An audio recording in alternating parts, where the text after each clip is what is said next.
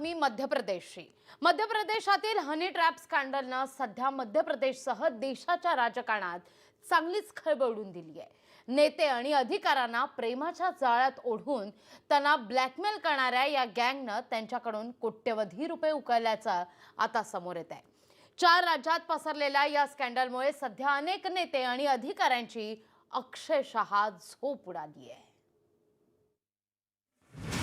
Blackmailing sex स्कॅन्डलचा पर्दाफाश, व्हीआयपींच्या 4000 files पोलिसांच्या ताब्यात, देशातलं सर्वात मोठं सेक्स स्कॅन्डल जगासमोर।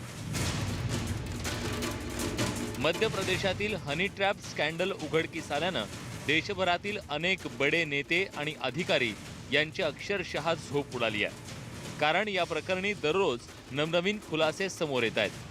शिवाय पोलिसांनी आरोपींकडून व्हीआयपींच्या 4000 फाईल्स ताब्यात घेतल्यात। या सगळ्या फाईल्स सेक्स स्कॅन्डलशी संबंधित आहेत। या फाईल्समध्ये बड्या अधिकाऱ्यांचे सेक्स चॅट, न्यूड व्हिडिओ आणि ऑडिओ क्लिप्सचा समावेश आहे। या फाईल्स पोलिसांच्या हाती लागल्यानं अनेक नेते, अधिकारी आणि व्यापारी चांगलेच गोत्यात आलेत। नेते, अधिकारी आणि व्यापारी यांना अडकवण्यासाठी या सेक्स स्कॅन्डलची खास मोडस ऑपरेंडी होती। तरुणी अधिकाऱ्यांना, नेत्यांना प्रेमाच्या जाळ्यात अडकवायच्या, सेक्स व्हिडिओ तयार करून पुढे त्यांना ब्लॅकमेल करायच्या, ब्लॅकमेल करत कंत्राट पैसे मिळवायचे। या गँगनं IAS अधिकाऱ्यांची तर अख्खी टार्गेट लिस्ट बनवली होती। अधिकाऱ्यांची नावं कोडवर्डच्या माध्यमातून या यादीत नोंदवली गेली होती। अधिकाऱ्यांची टार्गेट लिस्ट आता तपास अधिकाऱ्यांच्या हाती लागली आहे। या सेक्स स्कॅन्डल गँगनं आतापर्यंत 4 राज्यातील महत्त्वाचे नेते, IAS अधिकारी, इंजिनियर्स आणि मोठ्या व्यापाऱ्यांना आपली शिकार बनवलंय। सूत्रांनी दिलेल्या माहितीनुसार मत्स्यपालन, कृषी, उद्योग, वन, जलसंधारण, जनसंपर्क सहित इतर वेगवेगळ्या खात्यात काम केलेल्या 13 IAS अधिकाऱ्यांची नावं यात आहेत। इंदोरमधल्या नगरपालिकेच्या एका अभियंत्यानं केलेल्या तक्रारीनंतर देशातील सर्वात मोठ्या हनी ट्रॅप रॅकेटचा पर्दाफाश झालाय। यात आतापर्यंत 5 महिलांना भोपाळ आणि इंदोरमधून अटक करण्यात आली आहे। त्यांच्याकडून रोज नवनवे खुलासे होऊ लागल्यानं अनेक नेते आणि अधिकाऱ्यांची अक्षरशः झोप उडाली आहे। Bureau report, news 18 Lokmat, Indore. Bharat चंद्रावर माणूस पाठवण्याची तयारी करताय, तर दुसरीकडे मात्र भारतातील ग्रामीण भागात असलेल्या महिलांना आरोग्याच्या सुविधा घेण्याकरता मैलोन मैल पायपीट करावी लागते।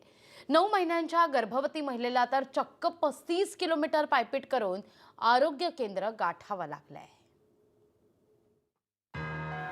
गर्भवती महिलेची 35 किलोमीटरची पायपीट, प्रसूतीसाठी आणि प्रसूतीनंतर पुन्हा 35 किलोमीटरचा प्रवास। गर्भवती महिलेचा बोटीतून प्रवास। राज्यात आणखीन अशा किती दुर्वा। एवढंच नाही तर तिच्या डोक्यावर सामान घेऊनही तिला जावं लागलं। तिला कसल्या प्रकारची मराठी किंवा हिंदी भाषा येत नव्हती, तरी आम्ही स्थानिकांच्या मदतीने तिची भाषा जाणून घेतली आणि तिची आम्ही यशस्वी डिलिव्हरी पार पाडली। आणि तसेच डिलिव्हरी झाल्यानंतर तिला आम्ही आमच्या PSCच्या वाहनाने 4 दिवसानंतर शक्य होईल तिथपर्यंत आम्ही आमच्या वाहनाने सोडलेलं आहे।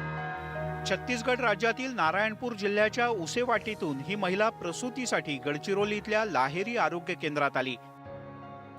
गावातून आरोग्य केंद्रात जाण्यासाठी रस्ताच नसल्यानं मासेदुर्गा या महिलेला प्रसूतीसाठी पायी ये जा करावी लागली। 35 किलोमीटर पायी चालत येऊन त्या महिलेला बाळंतपण करावं लागलं आणि नवजात बाळाला घेऊन परत 35 किलोमीटरचा पायी प्रवास करावा लागला।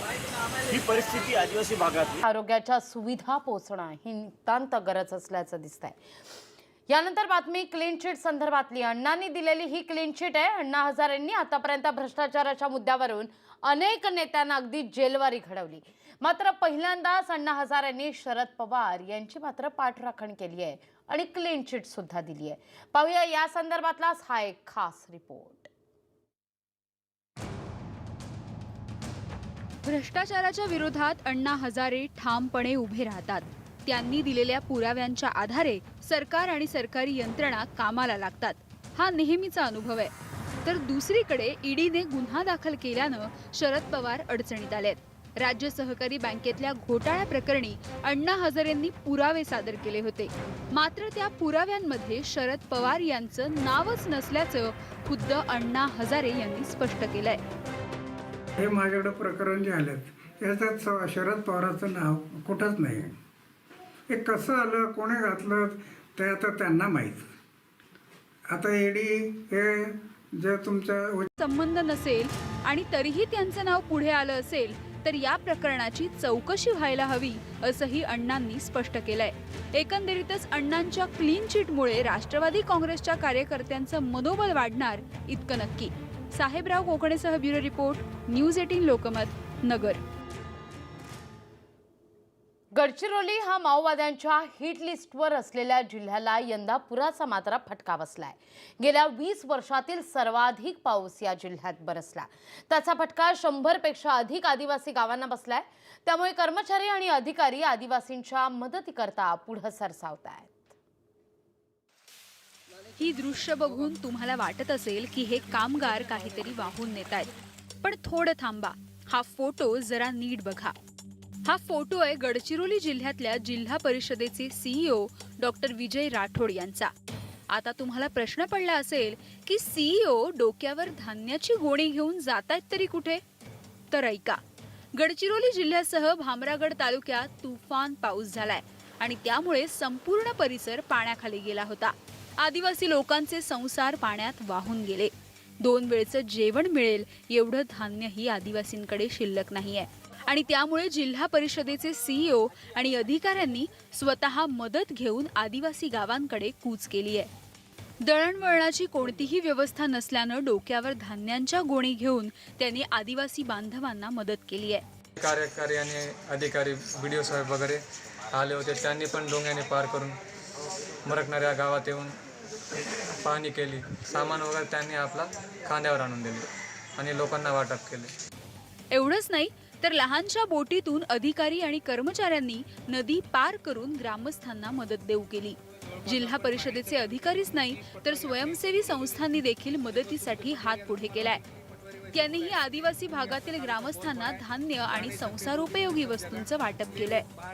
आम्ही लोकबिरादच्या माध्यमातून 5-6 गावांमध्ये, ज्या गावांमध्ये खूप नुकसान झालं होतं त्या गावांमध्ये वेगवेगळ्या साहित्याची मदत केलेली आहे, जीवनावश्यक वस्तूंची मदत केलेली आहे.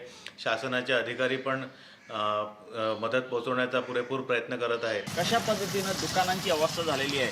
ही भामरागडची मुख्य बाजारपेठ आहे आणि या बाजारपेठेत जेव्हा पाणी शिरलं, सुरुवातीला 1 दिवस काही परिस्थिती नव्हती, काही दुकानं बुडालेली होती. तब्बल 6 वेळा या ठिकाणी दुकानं बुडाली. मात्र त्याच्यानंतरची अवस्था आपण बघू शकतो. गेल्या अनेक वर्षात झाला नाही एवढा पाऊस झाल्यामुळे भामरागड पुरतं बुडालं. तर आचारसंहिता लागू झाल्यामुळे शासकीय मदत देण्यावरही बंधनं येत आहेत. म्हणूनच पुरामुळे पूर्णपणे उद्ध्वस्त झालेल्या भामरागडला सर्व स्तरातून मदत देण्याची गरज आहे. तरच भामरागडमधल्या आदिवासी बांधवांना जगण्याचं बळ मिळेल एवढं नक्की. महेश तिवारीसह bureau report, news 18 Lokmat, Gadchiroli.